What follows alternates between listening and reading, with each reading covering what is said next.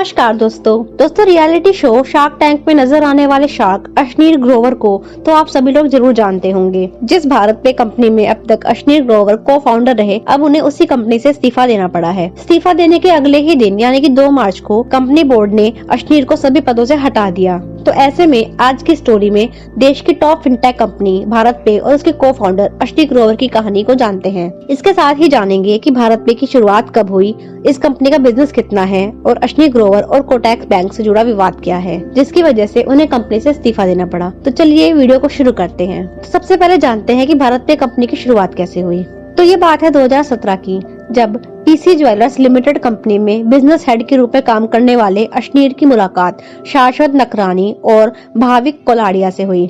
इस मुलाकात में शाश्वत ने ऑनलाइन ट्रांजैक्शन को लेकर एक ऐप बनाने का आइडिया अश्नीर के साथ शेयर किया। अश्नीर, जो कि अमेरिकन एक्सप्रेस, ग्रोफर्स जैसी कई कंपनियों में टॉप पोस्ट पर काम कर चुके थे, उनको ये आइडिया बहुत पसंद आया। शाश्वत को टेक्निकल मामलों की जानकारी थी, जबकि अश्नीर ने कंपनी को रजिस्टर कराने से लेकर उसकी मार्केटिंग और बिजनेस को संभाला। आखिरकार तीनों दोस्तों ने मिलकर साल 2018 में इस कंपनी को शुरू करने का फैसला लिया।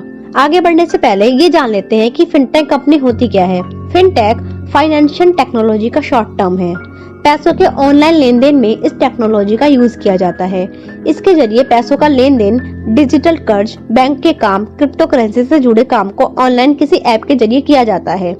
भारत में स्मार्टफोन यूजर्स की संख्या बढ़ने और ऑनलाइन पेमेंट के बढ़ने से गूगल पे, पेटीएम, भारत पे जैसी कई कंपनियों का मार्केट लगातार बढ़ता जा रहा है। फिनटेक कंपनियों की कमाई मुख्य तौर पर 3 तरह से होती है। नंबर 1, कुछ कंपनियां ऐप यूज करने और ट्रांजैक्शन पर पैसा चार्ज करती हैं।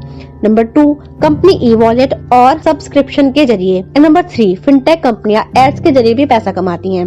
जून 2018 में शुरू होने के कुछ ही दिनों बाद ही भारत पे ऐप को 1000 से ज्यादा लोग यूज करने लगे। फिर देखते ही देखते इस ऐप को यूज करने वालों की संख्या लाखों में हो गई। गूगल प्ले स्टोर से भारत पे को डाउनलोड करने वालों की संख्या 1 करोड़ से ज्यादा है। यही नहीं, ऑनलाइन पैसा ट्रांजैक्शन करने और लोन देने वाली इस कंपनी का फरवरी 2020 में वैल्यूएशन 21,000 करोड़ से ज्यादा का है। कोरोना काल के दौरान भी भारत पे ऐप के यूजर्स और कंपनी की कमाई में तेजी से वृद्धि हुई।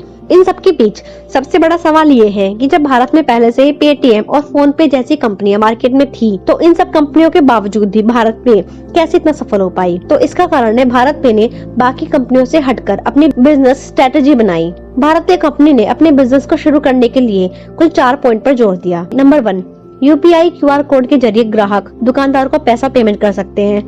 नंबर 2, भारत पे के एक ही क्यूआर कोड से कई सारे पेमेंट कर सकते हैं। नंबर 3, दुकानदार भारत पे ऐप के जरिए फ्री में पेमेंट एक्सेप्ट कर सकता है। एंड नंबर 4, भारत पे ऐप के जरिए लोगों को लोन भी दिया जाने लगा है। आज इस ऐप से करीब 1 करोड़ से ज्यादा लोग जुड़ गए हैं। इसके अलावा भी हर रोज 50 लाख रुपए से ज्यादा का ट्रांजैक्शन इस ऐप के जरिए हो रहा है। यह नई कंपनी ने दुकानदारों को उनके बिजनेस के आधार पर कर्ज देना भी शुरू किया। दिसंबर 2021 तक कंपनी ने 3000 करोड़ रुपए से ज्यादा दुकानदारों और बिजनेसमैन को कर्ज दिए हैं। अब जानते हैं कि भारत पे के मैनेजिंग डायरेक्टर अश्नीर ग्रोवर किन वजह से विवादों में आए। ये सारा विवाद तब शुरू हुआ जब इस साल की शुरुआत में अश्नीर ग्रोवर का एक ऑडियो वायरल होता है। इसमें वो कोटक महिंद्रा बैंक के कर्मचारी के साथ अपमानजनक भाषा में बोलते सुनाई दे रहे थे।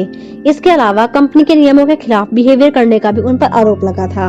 अश्नीर और उनके वाइफ के अगेंस्ट शिकायत मिलने पर कंपनी ने जांच बिठाने का फैसला किया। इस जांच में उनकी पत्नी माधुरी जैन ग्रोवर को पैसों की हेराफेरी में शामिल पाया गया। इसके बाद कंपनी ने उन्हें बर्खास्त कर दिया। फिर अपनी ही कंपनी के फैसलों के खिलाफ ग्रोवर ने SIC यानी कि सिंगापुर इंटरनेशनल ऑर्बिटेशन सेंटर में अपील की थी। यहाँ भी उन्हें हार का सामना करना पड़ा। इसके बाद अश्नीर को भारत पे कंपनी को छोड़ना पड़ा। तो दोस्तों, ये तो थी भारत पे और उसके को फाउंडर अश्नीर ग्रोवर की स्टोरी। आपको ये वीडियो कैसा लगा हमें प्लीज कमेंट करके बताएं। अगर आपको ये वीडियो पसंद आया हो तो प्लीज इसे लाइक करें, शेयर करें और चैनल को सब्सक्राइब करें। फिर मिलेंगे नेक्स्ट वीडियो में। तब तक के लिए bye bye and take care.